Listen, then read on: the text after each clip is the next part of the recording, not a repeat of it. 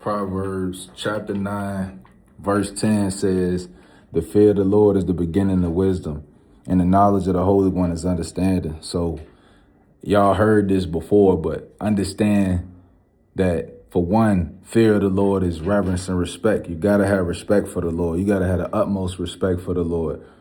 You got to treat the Lord like a king. I spoke about that as well already, but also it says the knowledge of the Holy One is understanding. So the book of Proverbs says, get wisdom and get understanding. So it's in these two scriptures, right? The fear of the Lord is the beginning of wisdom, and the knowledge of the Holy One is understanding. The knowledge of the Holy One speaks to your perception of the Lord. Do you know who the Lord is? Do you have knowledge of the Holy One?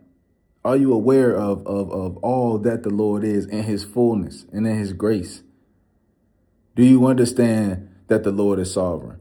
Do you understand what the Lord does for you on a daily basis? Do you understand that it's only the Lord that sustains you? You see what I'm saying? So the importance of these things is when you have a healthy view and a reverence for the Lord, you really respect him, you don't want to sin against him. Who wants to sin against the Lord of heaven and earth? You see what I'm saying? Who wants to oppose the things of God when the Lord is the one who puts up the sun day in and day out, and puts the sun down and puts the moon up and puts the moon down, and the stars sit in the sky and the clouds and everything in existence is because of the Lord. And once you understand that, once you have that reverence for the Lord, like, oh nah, this ain't no, I'm not praying to no tiki pole or no, I ain't praying to no statue or nothing. No, I'm praying to the Lord of heaven and earth. When you really understand that, you don't want to sin against God. You don't want to do wrong. You're not going to willfully do wrong. You see what I'm saying? So the fear of the Lord is the beginning of wisdom.